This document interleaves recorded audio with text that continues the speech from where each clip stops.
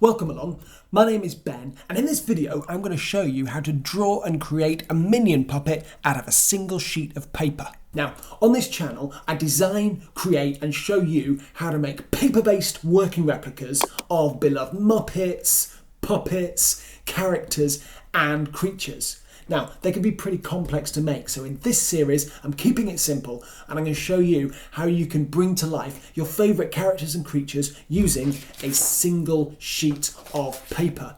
Now, the basis for creating all of the paper puppets in this series is my printable folding template kit, which you can grab for a small one-off payment from my online store and then use again and again and again to create your own collection of paper puppets. So let's get into it. This is how to draw and create a minion puppet out of a single sheet of paper. We're using template 7 from my kit, which we'll cut in half, leaving aside the blank half for drawing the body later on, and then we trim the head template down, ready to go.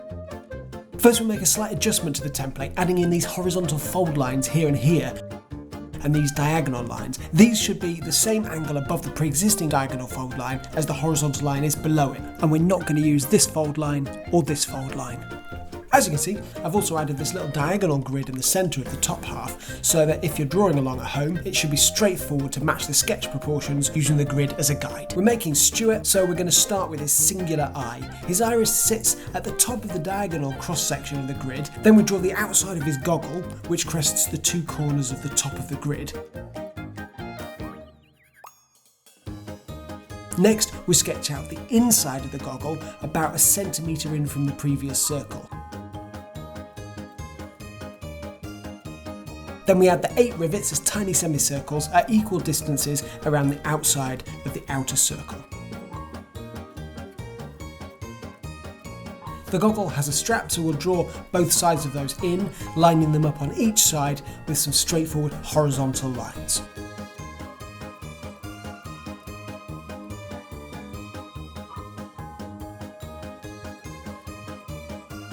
Then we draw in his eyelids, top and bottom, each with an arcing curved line. Next we're going to add these lines in at the top that are going to be his neat little hairstyle. 4 strands on each side is enough, though you could add a few more if you wanted to.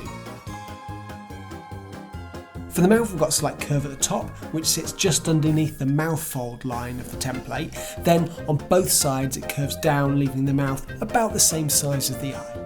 We're giving him 4 teeth at the top, those sort of tombstone cartoony type teeth, and another 4 at the bottom as well. Not exactly the same, but very similar to the top teeth. And then we sketch in a slightly heart-shaped tongue. And that's the sketch done. So then we're going to ink it in with a black biro. You can make any final adjustments you need to make at this point, and then rub out the pencil lines that are left. After that we colour it in. Black, brown for the eyes, grey, black, pink for the tongue, dark red, and of course yellow for his skin. I'm using alcohol markers and I'll share the exact colours I used in the video description. Then we're on to the folding. I'm not going to go through every detail of the process, as when you purchase my kit you can access a full video tutorial for folding this template. But regardless, hopefully this gives you a good impression of how it all fits together. Having pre-scored the fold lines and making sure to fold along the alternative mouth fold lines we added at the beginning, we fold along all the lines around the mouth, ready to glue it all in place. Here we glue these tabs at the top of the mouth,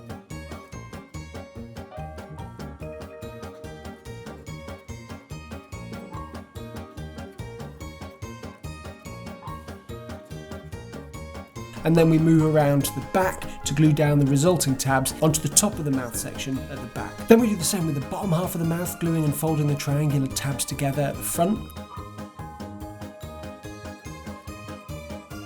Then we fold his mouth to close it, and then round the back you'll find another couple of tabs to glue up to the bottom of the mouth section at the back, mirroring the top tabs we glued in place earlier. Next we need to fold the corners of his forehead to create that rounded shape. The corners fold in a few times along the diagonal lines that all meet at a point. This leaves the little tab at the external corner, and that tab folds back in on itself to lock in place behind the folds at the back of the puppet. Then for extra strength and to maximise the curved shape of the head, we fold each corner fold section back in on itself again. Next we switch to drawing the body section on the other half of the sheet that we cut away earlier. We're going to create a diagonally crossed grid that's 15 centimeters across by 12 centimeters in height. We start here at the top with the top of his dungarees, and then we're going to add the straps here at each side, more or less parallel with those diagonal lines of the grid, which will hopefully again help you get all the proportions right.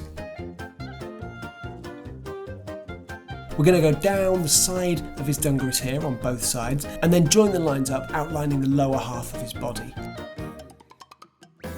Then we add in the pockets of the dungarees before adding in his short little legs. Under the legs, we're going to add his shoes.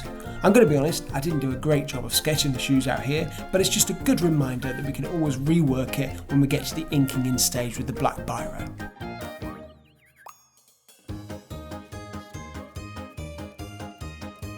Here we've got an arm going down, and then we sketch in his big black rubber glove. And this is exactly the same on the other side. Now, the drawing isn't quite symmetrical, it's pretty close, but I think that lack of exact symmetricality is going to help a little bit more with the personality.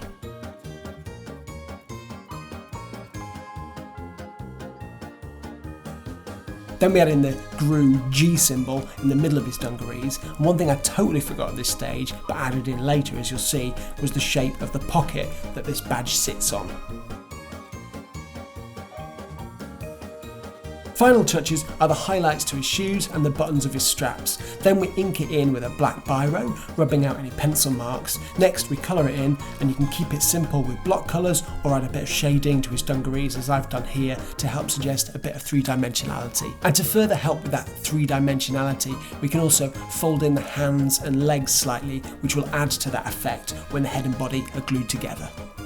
But before we attach the head and body, we want to glue in these two smaller strips that we cut out, each folded into a V shape to act as a finger loop at the back of the puppet to open and close the mouth. Then the longer strip that we cut out is glued across the back of the head to stop it bulging out and to give his head that more cylindrical shape. Then we fold back the corners of this bottom white section here, glue the back of the top of the body section and attach it to the head just below the mouth. And there you have it, a Stuart Minion puppet made out of a single sheet of paper. For more ideas of paper puppets you can make with my template kit, check out the video playlist on the screen. Until next time, bye bye!